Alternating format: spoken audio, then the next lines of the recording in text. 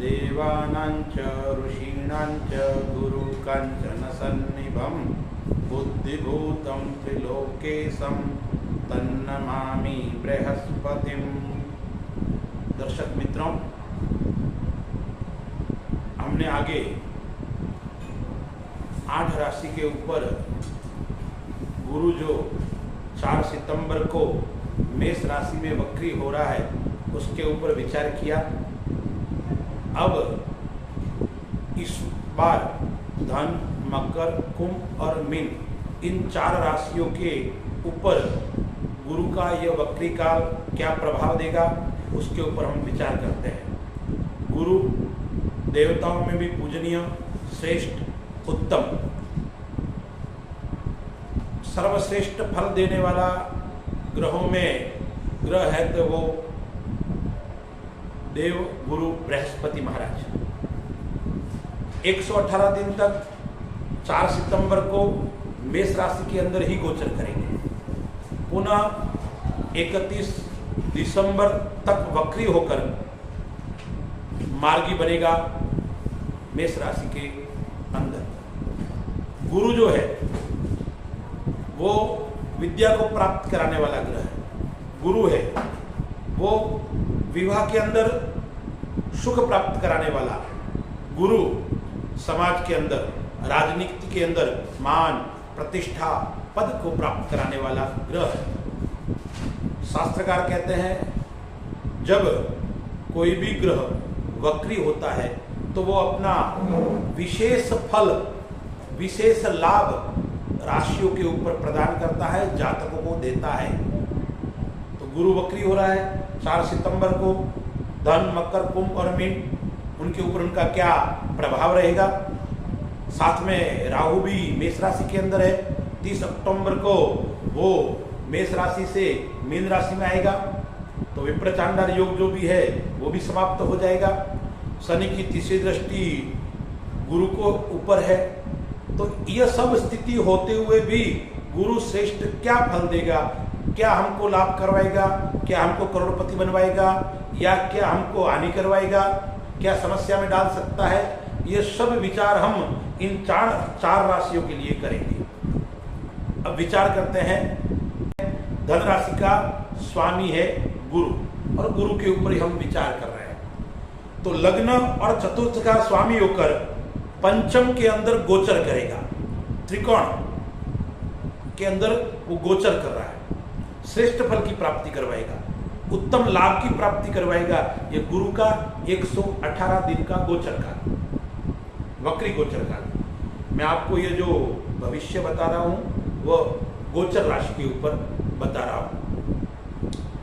गुरु 2 केंद्रों का स्वामी है धनु राशि वालों के लिए, इसलिए यह मान और सम्मान की प्राप्ति करवाएगा। यदि धनु राशि वाले जातक राजनीति में है, समाज सेवा के अंदर है, समाज के अंदर कोई पद और प्रतिष्ठा के ऊपर है तो उनको सम्मान की प्राप्ति होगी, उनकी विजय होगी और उनको आगे उन्नति प्राप्त होगी। विद्यार्थियों के लिए भी यह श्रेष्ठ फल की प्राप्ति करवाएगा क्योंकि पंचम भाव के अंदर वो गोचर कर रहा है। विद्यार्थी जो डॉक्टर की पढ़ाई कर रहे हैं, जो साइंस के स्टूडेंट हैं, उनके लिए विशेष फल की प्राप्ति करवाएगा। अन्य विद्यार्थी है उनको भी नौकरी दिला सकता है। आप किसी नौकरी के लिए प्रयासरत है या प्रमोशन की आपकी इच्छा है तो आपकी इच्छा पूरी करवाएगा गुरु, क्योंकि पंचम भाव के अंदर वो गोचर कर रहा है। आपको प्रतिष्ठा बढ़वाएगा, आपको मान सम्मान की प्राप्ति करवाएगा और आप यदि व्यापार करते हैं तो व्यापार के अंदर आपको विशेष लाभ की प्राप्ति करवाएगा। आप किसी भी क्षेत्र में व्यापार करते हो तो आपको उसके अंदर अच्छे फल की प्राप्ति करवाएगा। जो आप 4 सितंबर से पहले नुकसान हो रहा था वो नुकसान आपका बंद हो जाएगा। 4 सितंबर से पहले आपको जो अड़चन आ रही है वो अड़चनें समाप्त हो जाएगी। यानी धनु राशि वालों के लिए व्यापार के अंदर वो श्रेष्ठ फल की प्राप्ति करवाएगा। गुरु की 5वीं दृष्टि है वो नवम यानी भाग्य भाव पर है। गुरु की 7वीं दृष्टि है वो आय स्थान पर है तो भाग्य भी आपका साथ देगा। और जब व्यक्ति का कर्म और भाग्य का समन्वय होता है तो व्यक्ति जल्दी से अपने लक्ष्य की ओर आगे बढ़ता है और लक्ष्य को प्राप्त भी करता है। तो आपका भाग्य आपका साथ देगा। मेहनत कम करोगे, फल आपको अच्छा मिलेगा। भाग्य जब साथ देता है तो व्यक्ति को कहते हैं ना, जमीन में से भी सोने की प्राप्ति होती है। तो आपके जो रुके हुए काम है, बिगड़े हुए काम है, वो सब काम इस गोचर काल के अंदर आपको पूरे होने वाले हैं। सातवीं दृष्टि आय स्थान पर है, तो आपके धन जो रुका हुआ है, किसी से आप पैसे मांग रहे हैं तो भी आपको वो प्राप्ति करवाएगा। और नवमी दृष्टि लग्न के ऊपर है। तो ये तीनों दृष्टि आपके लिए शुभ फल को प्राप्त कराने वाली है। आप अच्छे वक्ता है तो भी आपको लाभ की प्राप्ति कराएगा। और आपका पिता का स्वास्थ्य यदि नरम था तो भी ठीक हो जाएगा, यानी पिता से आपको लाभ की प्राप्ति होगी। कोई आपके ऊपर ऋण है तो ऋण से आप मुक्त हो सकते हैं, यानी धन आएगा और धन से आप ऋण से मुक्ति हो सकती है। यानी धनु राशि वालों का स्वामी भी गुरु है और गुरु गोचर उनके लिए श्रेष्ठ और शुभ फल की प्राप्ति कराने वाला है। लेकिन आत्मबल अच्छा होगा, लेकिन यदि आप अहंकारवश यदि किसी का अपमान करोगे तो आपको गुरु नुकसान कर सकता है। इस समय के अंदर आपको माता पिता का श्रेष्ठ यानी बड़ों का, गुरुजनों का आदर सत्कार करना है और आप किसी भी का अपमान न करें, ये विशेष आपको ध्यान रखना है। यानी वाणी के ऊपर आपको संयम बरतना पड़ेगा, क्योंकि जब समय अच्छा होता है तब आदमी को अहंकार आता है और अहंकार के अंदर हम कोई गलत कार्य न करें, इसके ऊपर आपको विशेष ध्यान रखने की आवश्यकता है। क्योंकि त्रिकोण भाव के अंदर वो गोचर कर रहा है और तीनों दृष्टि भी शुभ है। इसलिए धनु राशि वाले जातक है, चाहे आप राजनीति करते हो, चाहे व्यापार करते हो, चाहे आप नौकरी करते हो, या आप पार्टनर भी आपका है, उससे भी आपको लाभ की प्राप्ति करवाएगा। रोग से भी आप इस समय मुक्त रहेंगे, शत्रु आपको परेशान करेंगे नहीं। लेकिन कभी कभी संतान भाव से आप परेशान रह सकते हैं, इसलिए संतान से आपको अच्छा व्यवहार रखना पड़ेगा। पुत्र बड़ा हो गया है, उसको मित्रवत व्यवहार करना चाहिए, शास्त्र में भी यही कहा गया है। छोटा है तो उसको आप लाड़ और प्यार से व्यवहार कीजिए, तो आपकी जो संतान भाव से थोड़ी आपकी समस्या है वो समाप्त हो जाएगी। और आपको उपाय क्या करना है, विष्णु सहस्त्र का पाठ है तो आप कीजिए। आप गीता के 15वें अध्याय का पाठ कीजिए, गीता के 12वें अध्याय का पाठ कीजिए। विष्णु भगवान को पंचामृत से केसर डाल के गुरुवार के दिन स्नान करवाइए। विष्णु भगवान को मक्खन और मिश्री का लड्डू गोपाल का भोग लगाइए और प्रतिदिन केसर का तिलक करके आप घर से निकलिए। आपका गुरु और श्रेष्ठ फल आपको प्राप्त करवाएगा। उसके बाद में मकर राशि, मकर राशि का स्वामी शनि। अब इनके लिए 12वें और तीसरे का मालिक होकर चतुर्थ भाव में गोचर कर रहा है, तो चौथा, 8वां और 12वां ग्रह थोड़ा अशुभ फल देगा। इसलिए आपको यह समय थोड़ा कष्टप्रद होगा। लेकिन मैंने शास्त्रों का एक प्रमाण है कि वक्री ग्रह विशेष फल की प्राप्ति करवाता है। मैंने आगे भी आपको बताया है और आगे वाले वीडियो में भी ये बात बार बार मैं आपको बता रहा हूँ, आपको समझा रहा हूँ। तो शनि यानी मकर राशि स्वामी शनि, उनके लिए थोड़ा सा समय कष्टप्रद रहेगा। यानी इस गोचर के अंदर 118 दिन का जो गोचर है उसके अंदर आपको विश्वासघात से गुजरना पड़ सकता है। यानी कोई आपके साथ में विश्वासघात कर सकता है, इसलिए किसी के ऊपर विश्वास न करें, सोच समझकर किसी से व्यवहार करें। आपका कोई पार्टनर है, आप किसी के साथ में व्यापार करते हो, लेन देन करते हो, तो थोड़ा विचार करने की आवश्यकता है। हो सके तो इस 118 दिन के समय के बीच में आप इसको टालने की कोशिश भी कर सकते हो। धार्मिक क्षेत्र में आपकी रुचि बढ़ सकती है, आध्यात्मिक क्षेत्र में आपकी रुचि बढ़ सकती है। यानी आप भक्ति करते हो तो भक्ति के अंदर आपकी रुचि बढ़ेगी और आपको परमात्मा के पास में जाने का शुभ अवसर प्राप्त होगा। यानी भक्ति के अंदर आपको विशेष मन लगाकर एकाग्र चित्त होकर करने की आवश्यकता है। आपको यह सब थोड़ा भ्रमित भी कर सकता है। गुरु की वैसे अमृत में दृष्टि है, गुरु देखता है वह लाभ करता है, और वक्री होकर देखता है तो विशेष लाभ की प्राप्ति करवाता है।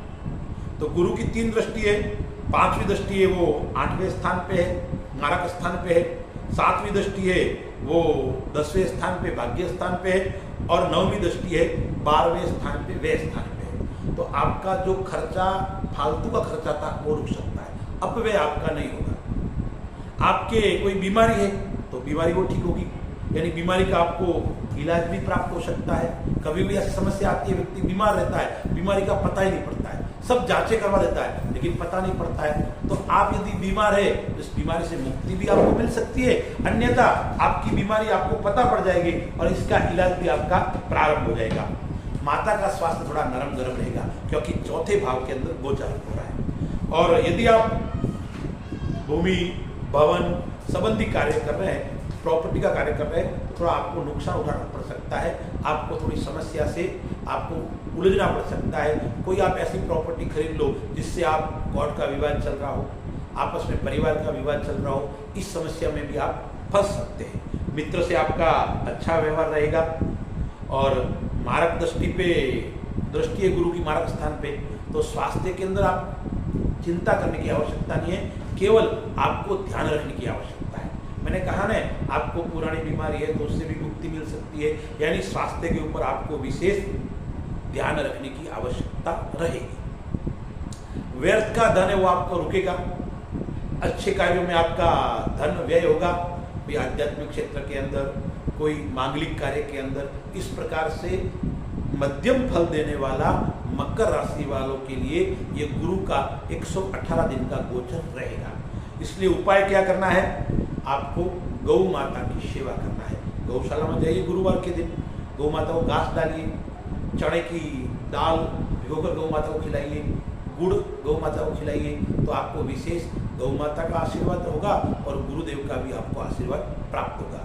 दूसरा उपाय क्या है, शनिवार के दिन शनि में मंदिर में जाकर सरसों का तेल, पीली सरसों का तेल मिल जाए तो अति उत्तम है। उस पीली सरसों का तेल आप शनि भगवान को अर्पण कीजिए और उसका दीपक भी कीजिए। आपका यह जो गोचर है वो आपको श्रेष्ठ फल की प्राप्ति करवाएगा, क्योंकि मकर राशि वाले जातकों के लिए यह गोचर थोड़ा खराब रहने वाला है। यदि आप उपाय करोगे तो आपको निश्चित शुभ फल की प्राप्ति करवाएगा।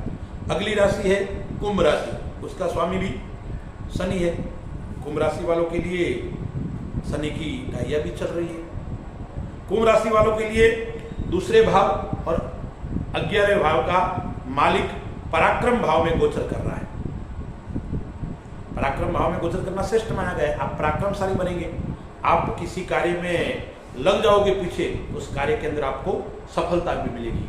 गुरु की 3 दृष्टि है, 5वीं दृष्टि सप्तम भाव में है, तो वो आपके पत्नी के लिए मध्यम रहेगा, यानी जीवन साथी के लिए मध्यम। जीवन साथी थोड़ा पेट की बीमारी से या कमर दर्द से या सिर दर्द से वो परेशान, यानी दर्द की शिकायत आपके जीवन साथी के शरीर में रहेगी। 7वीं दृष्टि है वो भाग्य स्थान पर है और 9वीं दृष्टि है वो आय स्थान पर है। तो कुंभ राशि वाले जातकों के लिए धन का खर्च बढ़ेगा, आपके अपव्यय भी हो सकता है, इसलिए आपको धन यदि खर्च करना है तो धार्मिक कार्य में खर्च करो, आपको अच्छे फल की प्राप्ति होगी। अन्यथा हो सकता है आप नशे पते में खर्च करो, तो इस समय आपको नशे पते से दूर रहने की आवश्यकता है। जीवन के अंदर परिवर्तन का काल भी रहेगा। आप कोई कार्य कर रहे हो, वो कार्य से आप एकदम नए कार्य की ओर आगे बढ़ोगे। हो सकता है आपका कार्य आपसे वो छूट जाए और आपको नया काम भी मिल सकता है, लेकिन उसमें लाभ भी करवाएगा, नुकसान नहीं करवाएगा। पिता हेतु यह समय अच्छा रहेगा, पिता से लाभ भी देगा और पिता से संबंधित जो कार्य है, यानी पिता जो कार्य करते हैं वही कार्य आप करते हो, तो उसके अंदर आपको विशेष लाभ की प्राप्ति करवाएगा। और आप जिस क्षेत्र में कार्य कर सकते हो उस क्षेत्र में भी आपको ये लाभ प्राप्त करवाएगा। लेकिन आपका कोई पार्टनर है, आपका कोई साथ में आप कार्य करने वाला है, उससे थोड़ा सी मनमुटाव होगा। लेकिन जैसे ही 30 तारीख को राहु अक्टूबर में दूसरी राशि में आएगा, उस समय आपसे ये परेशानी मुक्त हो जाओगे। 30 अक्टूबर तक आपके पार्टनर के साथ में, आपके मित्र के साथ थोड़े मनमुटाव हो सकते हैं, लेकिन 30 अक्टूबर के बाद में ये मनमुटाव भी आपके समाप्त हो जाएगी। तो तीनों दृष्टि भी अच्छी है। आप आलसी नहीं बने, आलस्य से दूर हो जाओगे, लेकिन आलस त्याग कर आपको कार्य करने की आवश्यकता है, तो कुंभ राशि वाले जातकों के लिए अच्छा फल ही देने वाला है, खराब फल देने वाला नहीं है गुरु का 118 दिन का गोचर। करना क्या है? शिव मंदिर में जाना है गुरुवार के दिन, भगवान भोलेनाथ के ऊपर केसर वाले जल का अभिषेक करना है। आपको यदि गुरु का मंत्र आता है तो बोलिए, गुरु का मंत्र नहीं आता है तो ओम ब्रीम बृहस्पतये नमः या ओम गुरवे नमः इस मंत्र को बोलते हुए आप भगवान शिव के ऊपर केसर वाले जल की धारा कीजिए, अभिषेक कीजिए। भगवान शिव के समक्ष पीले फल का अर्पण कीजिए, भगवान को आप चढ़ाइए। आपका जो यह थोड़ा खराब काल है वो भी अच्छा जाएगा और भगवान शिव का आशीर्वाद कुंभ राशि वाले के ऊपर सदैव बना रहेगा। अगली राशि है मीन राशि। मीन राशि का स्वामी ही गुरु है। लग्न और दशम भाव का स्वामी धन स्थान के अंदर, दूसरे स्थान के अंदर, यानी केंद्र का मालिक दूसरे घर के अंदर गोचर कर रहा है। बहुत शुभ फल की प्राप्ति करवाएगा, यानी श्रेष्ठ फल, सर्वाधिक श्रेष्ठ फल देने वाला गुरु आपको और अच्छी फल की प्राप्ति करवाएगा। धन भाव का कारक है गुरु, तो आपको इस समय में करोड़पति भी बना सकता है। अच्छे यानी एकदम उन्नति की ओर आपको एक ग्रह ले जा सकता है।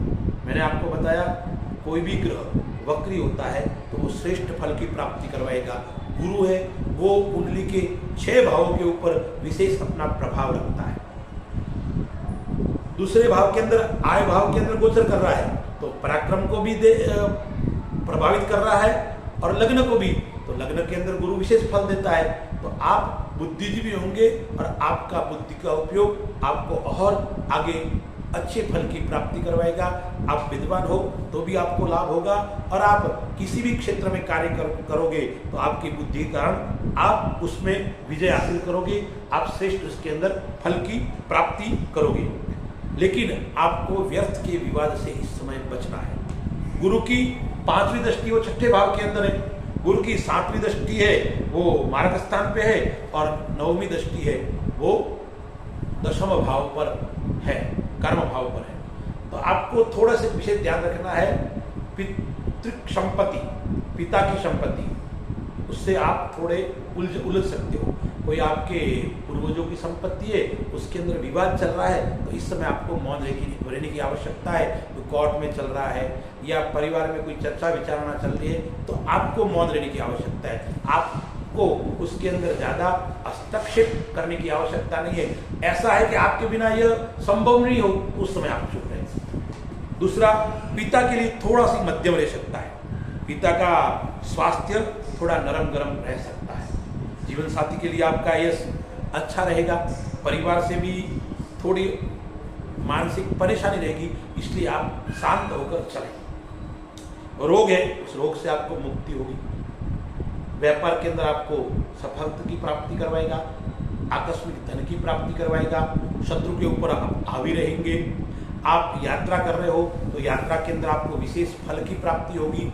आप जिस लक्ष्य को लेकर कार्य कर रहे हो उस लक्ष्य से भी आप नजदीक तक पहुंचोगे या आपको उसके अंदर सफलता की प्राप्ति करवाएगा। यदि आपके कोई पुराना कोर्ट के अंदर विवाद है, उस विवाद के अंदर आपको विजय प्राप्त होगी। यानी जो गुरु का ये गोचर काल है वो आपके लिए उत्तम रहने वाला है। केवल पितृपक्ष से थोड़ा सा मध्यम रहने वाला है। अन्य सभी भावों के ऊपर उसका विशेष प्रभाव है।